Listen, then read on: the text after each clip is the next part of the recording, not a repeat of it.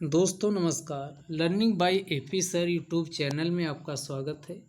इस वीडियो में हम लोग 701 नंबर से 725 नंबर तक के क्वेश्चन का डिस्कशन देखेंगे। तो पहला क्वेश्चन देखते हैं। पहला क्वेश्चन है डायमेकस और डायोनेसियस निम्नलिखित राजा में से किसके शासनकाल में आए थे। तो इसका सही जवाब हो जाएगा बिंदुसार। अब यहाँ हम नंद वंश और मौर्य वंश को डिस्कस करते हैं।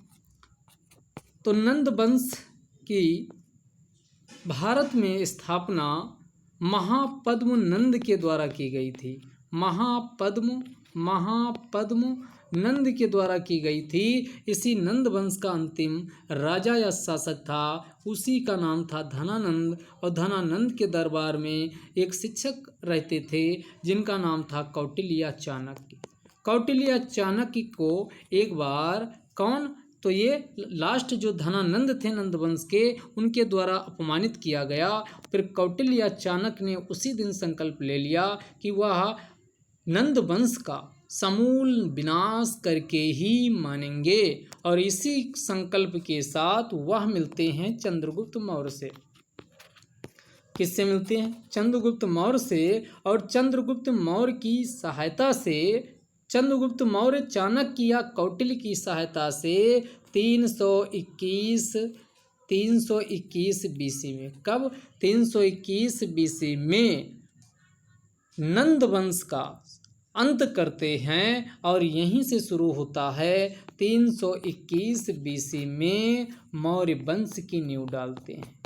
मौर्य वंश की नींव डालते हैं। तो यहाँ मौर्य वंश की अब शुरुआत होगी। और मौर्य वंश में चंद्रगुप्त मौर्य का शासनकाल जो है वह 321 बीसी से लेकर के 297 बीसी के बीच है। 321 बीसी से लेकर 297 बीसी। और चंद्रगुप्त मौर्य, ध्यान से समझिएगा, चंद्रगुप्त मौर्य को जो ग्रीक भाषा में इनको क्या कहा जाता है, ये भी क्वेश्चन आपका पूछा गया। इन्हीं को सेंड्रोकोटस के नाम से जाना जाता है। किस नाम से? इनको ग्रीक भाषा में जो ग्रीक इनके दरबारी जो भी राजदूत आते थे वो सेंड्रोकोटस के नाम से इनको पुकारते थे। तो इनके दरबार में आप देखोगे सेंड्रोकोटस अर्थात चंद्रगुप्त मौर्य के दरबार में कौन आता है? तो ग्रीक दरबारी जिसका नाम था मेगस्थनीज इनके दरबार में आता है। और जीवन के अंतिम समय में ध्यान रखिएगा चंद्रगुप्त मौर्य के द्वारा क्या किया जाता है? जैन धर्म अपना लिया जाता है। और जैन धर्म के अंतर्गत यह यानी चंद्रगुप्त मौर्य कहाँ चले जाते हैं? कर्नाटक के कहाँ? श्रावणबेलगोला में चले जाते हैं। और भद्रबाहु के नेतृत्व में अपने अंतिम प्राण त्यागते हैं। तो जो जैन धर्म में संलेखना या संथरा की जो पद्धति है उसके माध्यम से अपने प्राण त्यागते हैं। इसी के बाद फिर चंद्रगुप्त मौर्य के बाद अगला जो शासक मौर्य वंश में होता है उसी का नाम क्या होता? बिंदुसार। और बिंदुसार का शासनकाल है कितना? तो 297 बीसी से लेकर के 272 बीसी से लेकर के 272 बीसी 297 बीसी से लेकर 272 बीसी तक बिंदुसार रहता है। और बिंदुसार को अमित्र घाट के नाम से, अमित्र घाट के नाम से जाना जाता है। और इन्हीं बिंदुसार के दरबार में ही कौन? डायमेकस व डायोनीसियस नामक ग्रीक राजदूत आते हैं। आगे चलकर बिंदुसार अपने बेटे जिसका नाम था अशोक को उज्जैन का गवर्नर बनाते हैं। उज्जैन का गवर्नर बनाते हैं, आगे चल करके यही अशोक होगा जो एक महान प्रतापी शासक के रूप में साबित होगा। तो अशोक का आगे देखिएगा क्या कार्य, यानी अशोक कब तक शासन करते हैं, तो अशोक का कार्यकाल है 268 बीसी से लेकर के 268 बीसी से लेकर के 232 बीसी के बीच, 268 बीसी से लेकर के 232 बीसी के बीच शासन किसका होता है, अशोक का शासन होता है, अशोक का शासन होता। तो अशोक का काल कई दृष्टि से इम्पॉर्टेंट है। एक कला एवं कला के काल में देखोगे तो उसकी दृष्टि से सबसे ज़्यादा इम्पॉर्टेंट है तो मौर्य कला।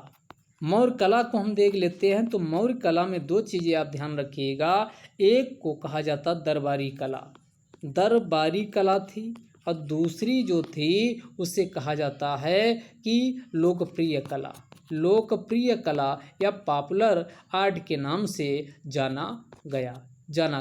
अब यहाँ अगर हम बात करें दरबारी कला के अंतर्गत तो इसमें आपका पैलेसेज और पिलर्स, इसमें क्या आएगा, पैलेसेज आएगा, अगला पी से पिलर्स आएगा, स्तूपा। स्तूप ये अशोक के द्वारा बनवाए गए। जब पॉपुलर यानी लोकप्रिय कला के अंतर्गत देखते हैं तो इसमें कौन कौन आएंगे, तो इसमें गुफाओं का निर्माण करवाया गया, केव्स यानी गुफाओं का निर्माण करवाया गया, पोएट्री मिट्टी के बर्तन सुंदर सुंदर आकृति में बनाए गए, और तीसरा है मूर्तिकला, मूर्तिकला का निर्माण करवाया जाता है। अब यहाँ अशोक ने का जो दरबार है, पैलेस है, ये आपका जो फेमस आपका अशोक का दरबार राजमहल था, ये कहाँ, कुमराहार वाला। सबसे फेमस आपका पूछा जाए तो कौन है, कुमराहार वाला अशोक का पैलेस सबसे ज़्यादा फेमस था। इसके अलावा अशोक के द्वारा कई मेजर व माइनर पिलर भी खुदवाए गए थे। तो यहाँ हम कुछ मेजर पिलर की बात कर लेते हैं। तो पिलर नंबर आज इसमें हम वैसे संख्या इनकी कितनी 12-13 मिलती है, लेकिन हम आपको आज 7 पिलर के नाम याद करवाएंगे। इसमें क्या थीम इनकी रही है वो आपके एग्जाम में पूछा जाता है। तो पिलर नंबर 1, 2, 3, 4 इधर लिख दे रहे हैं, 5, 6 और ये आपका 7 पिलर में क्या रहा वो ध्यान रखिएगा। तो सबसे पहले हम जान लेते हैं नंबर 1 पिलर में क्या है, 2 नंबर में क्या है, 3 नंबर में क्या है, 4 नंबर में क्या है, इन सबको हम समझ लेते हैं। तो पहले वाले में ध्यान से समझिएगा कि पिलर नंबर 1 से लेकर के 7 में क्या क्या उल्लेख किया गया है। तो इसका जो हमने शॉर्ट ट्रिक लिखा है उसको लिखिएगा पद से राजू, और आगे आपका पद से राजू अब डीपी, और लास्ट में ये डीपी से लास्ट वाला भी है, पद से राजू अब डीपी। आप कहेंगे इसका मतलब क्या है, तो उसकी भी बात कर लेते हैं। तो इनका जो पिलर नंबर 1 है ये प्रिवेंटिव टू एनिमल्स है। प्रिवेंटिव टू एनिमल्स की बात करता है, यानी जानवरों, जो जानवर का शिकार किया जाता था उन जानवरों के शिकार को दोस्तों ध्यान रखिएगा। तो हमने कहा 7 को आज याद करवाएंगे, 5-6 बचेंगे वो बाद में याद करवाएंगे।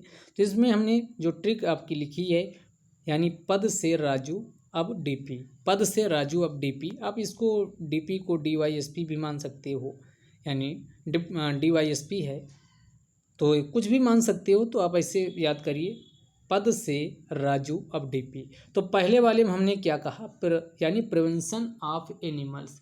प्रिवेंशन ऑफ एनिमल्स का मतलब जानवरों का शिकार पर प्रतिबंध जो लगाया गया, उनका बचाव की बात जो की गई वो किस में की गई है, पिलर नंबर 1 में। पिलर नंबर 1 में। पिलर नंबर 2 में किसका कहा गया, यहाँ डी से आपका ध्यान रखिएगा, डी से है धम्मा नीति। धम्मा नीति की परिभाषा ये 3 जगह ये आएगा। तो पहले वाले में ध्यान दीजिएगा, जो 2 नंबर पिलर है यहाँ पर धम्म नीति की क्या दी गई है, परिभाषा। और 3 नंबर पिलर में यहाँ यस ई लिखा है, इसका मतलब सिन। सिन माने पाप। अगर आप जानवरों, मोर का, पक्षियों का इसका शिकार करते हो तो ये पाप माना जाता था, तो इसकी बात की गई। अगला 4 नंबर पिलर में राजू लिखा, तो इसका मतलब ये राजू जो कहा जाए कि इनके शासन में जो अधिकारी होते थे उनका एक कर्तव्य बताया गया, उन्हीं को राजुक कहा गया। और राजुकों को ये कहा गया कि उन्हें अपने अपने क्षेत्र में जा कर के लोगों के बारे में जानकारी प्राप्त करनी चाहिए कि कौन उसकी प्रजा सुखी है कि दुखी है, क्या दिक्कत है। तो इन सब के बारे में पता लगाने के लिए राजुक की नियुक्ति और उनका भ्रमण अपने अपने क्षेत्र विशेष में जाने की जो उल्लेख किया गया वो आपके पिलर नंबर 4 में किया गया। अब यहाँ पिलर नंबर ये ए बी लिखा हुआ, एनिमल्स और बर्ड्स। पहले जो अशोक था वो बहुत सारे यहाँ शिकार करके मोर और पक्षियों का आता था और उसका मांस का सेवन करता था, लेकिन ये धम्म नीति जब लागू करेगा तो इसका हृदय परिवर्तन बिल्कुल परिवर्तित होगा और फिर मोर और पक्षियों के शिकार को, पक्षी और जो एनिमल्स और बर्ड्स होते थे, पक्षी और जानवर के शिकार को पूरी तरह प्रतिबंधित कर दिया जाएगा। और ये किस पिलर नंबर 5 में लिखा गया है, पिलर नंबर 5। और ये अगला जो आपका पिलर नंबर 6 है, इसमें आपका धम्मा पॉलिसी, धम्मा पॉलिसी के बारे में लिखा गया। और धम्मा पॉलिसी के लिए अशोक के द्वारा काम किया जाएगा, यानी इसमें धम्मा पॉलिसी का पालन की बात की गई। अशोक ने धम्मा नीति को अपनाया। और पिलर नंबर 7 में क्या है, अशोक के द्वारा धम्मा नीति के लिए जो काम किए गए उसका उल्लेख पिलर नंबर 7 में किया गया। तो एक बार फिर से आपका इसको रिकॉल करवाते हैं। तो हमने कहा 1 2 3 4 5 6 और लास्ट वाला 7। तो हमने कहा कैसे आपको याद रखना है, तो हमने कहा इसका पद से राजू अब डीपी। तो हमने कहा पहले हम प्रिवेंशन ऑफ एनिमल्स, दूसरे में धम्मा की परिभाषा, तीसरे में अगर आप जानवरों और पक्षियों का शिकार करते तो पाप माना जाएगा, सिन माने पाप होता। राजू की नियुक्ति ये चौथे में की गई, राजुकों की नियुक्ति, राजू नहीं राजुक के है, तो ये आपका राजू की नियुक्ति। और फिर अगले में एनिमल्स और बर्ड्स का शिकार, जो जानवर और पक्षी थे उनका प्रतिबंधित किया गया। और यहाँ धम्मा पॉलिसी के बारे में अशोक ने धम्मा नीति अपनाई, तो उसके बारे में यानी लिखा गया है। 6ठे और 7वें धम्मा नीति के लिए अशोक के द्वारा क्या क्या काम किए गए उसके बारे में वर्णन किया गया है। अगला माइनर में भी 1-2 आपके पता होने चाहिए, जैसे रुमिन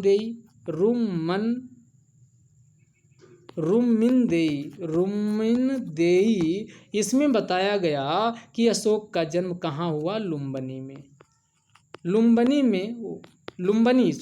अशोक का जन्म लुम्बिनी से संबंधित है। लुम्बिनी के बारे में बताया जाता है, किसमें, ये रुमिन देई में लुम्बिनी के बारे में हमें जानकारी प्राप्त होती है। और अगला जो है वो है निगाली सागर।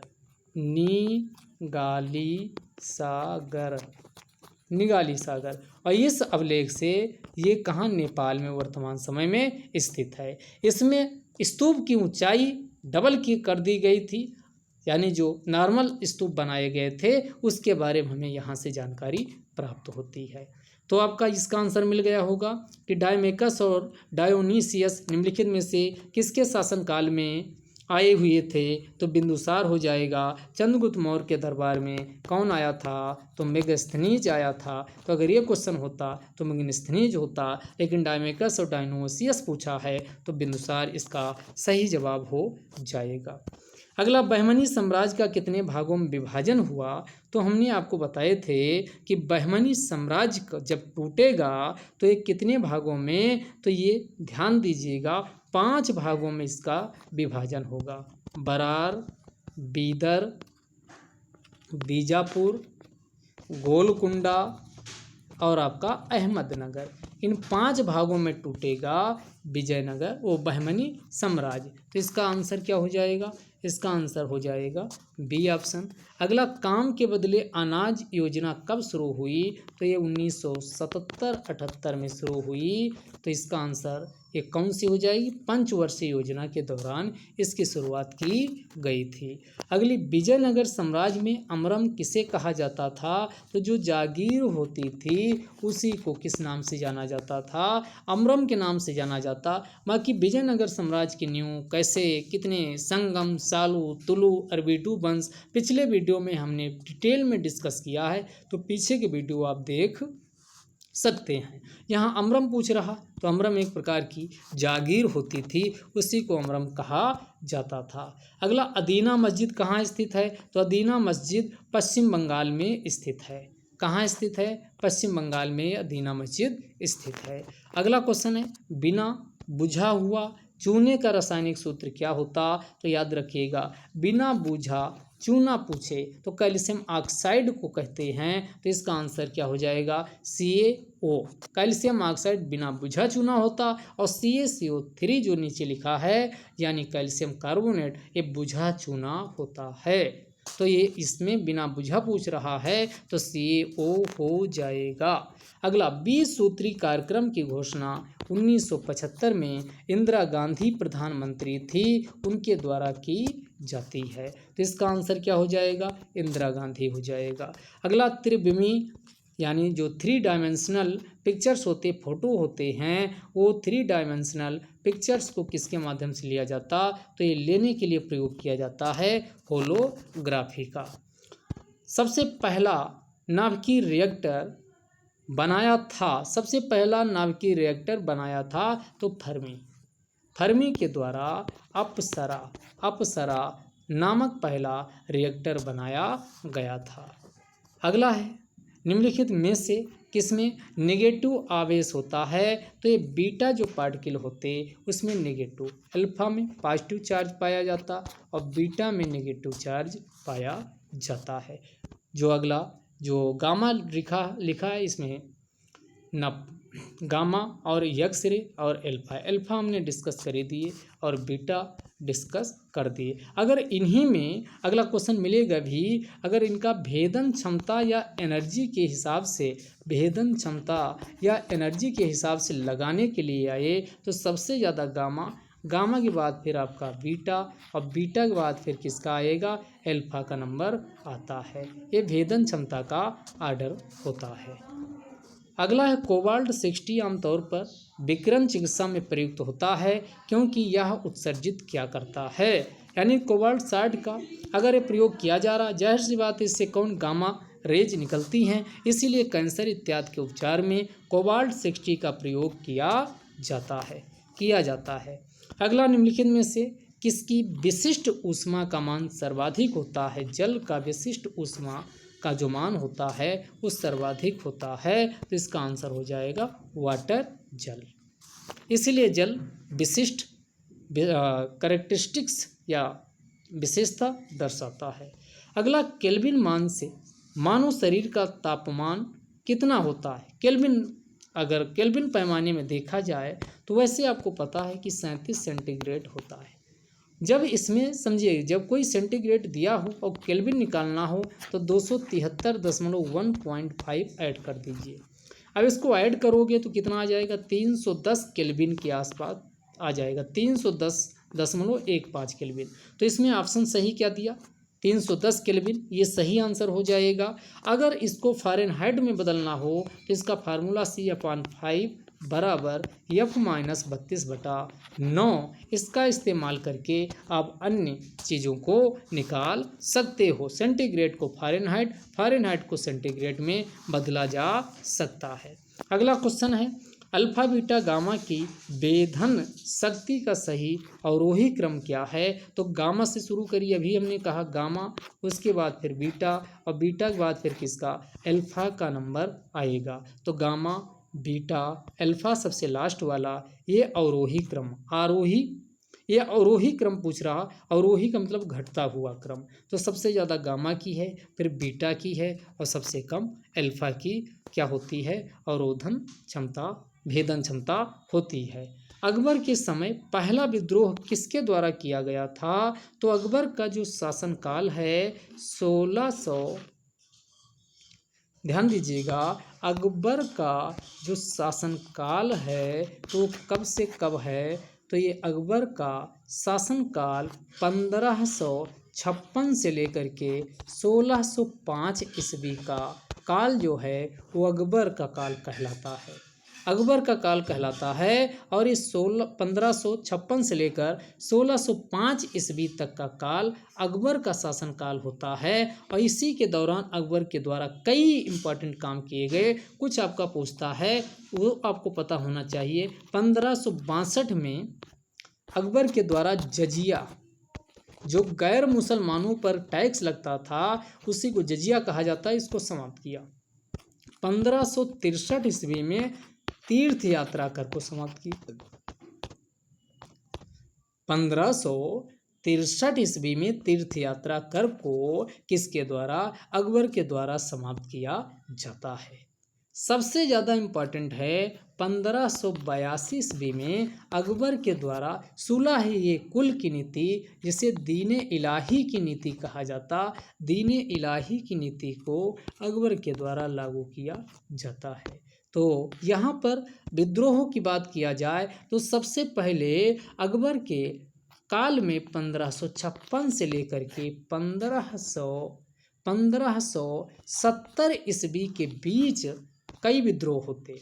उनमें से जो विद्रोह होता है वो हाकिम खां और साथ ही उजबेग ये इस काल में क्या होता, विद्रोह किया जाता है। इसके बाद अगले फेज में जो विद्रोह होते हैं अकबर के द्वारा उनका सामना किया जाता है वो 1570 से लेकर 1585 होते हैं। और लास्ट फेज में 1585 से लेकर 1605 तक इनका शासनकाल होता है, तो उसके बीच के होते हैं। तो यहाँ अकबर के समय पहला विद्रोह पूछा है तो ये उजबेगों का विद्रोह हो जाएगा।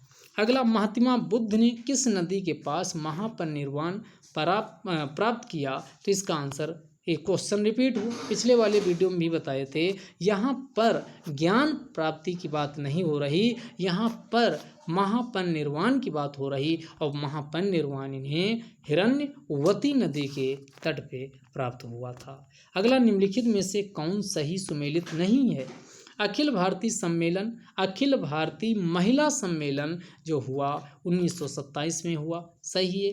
बॉम्बे सोशल रिफॉर्म एसोसिएशन 1903 में हुआ, ये भी सही है। साइंटिफिक सोसाइटी की स्थापना 1864 में हुआ, ये भी सही है। लेकिन निरंकारी आंदोलन 1940 में नहीं बल्कि 1840 ईस्वी में कहाँ, पंजाब में हुआ था। और निरंकारी आंदोलन का मतलब था एक ऐसे आराध्य देव की पूजा अर्चना करना जिसका कोई आकार नहीं है, निराकार है, निराकारी है। तो इसी का शुरुआत पंजाब में सिख धर्म के अंतर्गत एक आंदोलन के रूप में 1840 ईस्वी में होती है। तो ये लास्ट ऑप्शन क्या हो जाएगा, गलत हो जाएगा। अगला, कायदे आजम की उपाधि गांधी जी के द्वारा मोहम्मद अली जिन्ना को दी गई थी। अगला, कांग्रेस का 2 विभाजन हुआ। एक विभाजन 1907 के सूरत अधिवेशन में होता है और अगला विभाजन जो कांग्रेस का होता है वो 1918 में होता है। तो इसका आंसर क्या हो जाएगा, यानी सी ऑप्शन हो जाएगा। भारतीय राष्ट्रीय कांग्रेस का गांव फैजपुर में प्रथम अधिवेशन हुआ था और ये कब, 1937 में हुआ था। और इसकी अध्यक्षता किसके द्वारा की गई थी, इसके अध्यक्ष जवाहरलाल नेहरू बनाए गए थे। तो इसका आंसर क्या हो जाएगा, जवाहरलाल नेहरू। महात्मा गांधी का पूछे तो 1924 में एकमात्र सम्मेलन बेलगांव हुआ था जिसकी अध्यक्षता महात्मा गांधी के द्वारा की गई थी। तो यहाँ पर आंसर जवाहरलाल नेहरू हो जाएगा। 1927 की बटलर कमेटी जो आई थी वो देसी राज्य थे, प्रिंसली स्टेट थे, वो अंग्रेजी सरकार के संबंधों पर विचार विमर्श करने के लिए बटलर कमेटी का नियुक्त किया गया था। बटलर कमेटी आई थी। अगला लोकप्रिय नाम और वास्तविक नाम से सुमेलित करवा रहा, मीराबेन ये मिडलेट सिलेट इनका नाम था। मदर टेरेसा, एग्नेस गोंकसे, बोझसियु इनका नाम था, गुरु अंगद देव, भाई लहना के नाम, ये सारे के सारे सही सुमेलित हैं। मीराबेन, इनका वास्तविक नाम मेडेलिन स्लेड था। मदर टेरेसा का वास्तविक नाम एग्नेस गोंकसे बोझसियु था और गुरु अंगद का भाई लहना था। अगला फिर सेम क्वेश्चन पूछा है। लोकप्रिय नाम, वास्तविक नाम चैतन्य महाप्रभु का वास्तविक नाम विश्वंभर था। रामकृष्ण परमहंस का वास्तविक नाम गदाधर चट्टोपाध्याय था। तानसेन का वास्तविक नाम रामतनु पांडे था। तो यहाँ पर भी सारे सही सुमेलित हैं। अगला, कहाँ के शासक की उपाधि सुल्तान उस शक्र या पूर्व का स्वामी? तो भारत के मानचित्र से कॉमन सेंस लगा सकते, मालवा मध्य का है, गुजरात पश्चिम का है, खानदेश ये भी आपका मध्य का है। तो सही आंसर आप जौनपुर जा सकते थे। पूर्व का स्वामी पूछा जाता है तो पूर्व का स्वामी इसको कहा जाता, जौनपुर को कहा जाता है। और आज का लास्ट क्वेश्चन है, गडकरी विद्रोह 1844 में कहाँ हुआ था? तो ये गडकरी विद्रोह 1844 में कहाँ हुआ था? तो ध्यान रखिएगा, यह कोल्हापुर महाराष्ट्र वाले क्षेत्र में हुआ था। तो इसका आंसर क्या हो जाएगा? गडकरी विद्रोह 1844 में कहाँ हुआ था? कोल्हापुर महाराष्ट्र में हुआ था। तो आज का डिस्कशन यहीं समाप्त करते हैं। जय हिंद।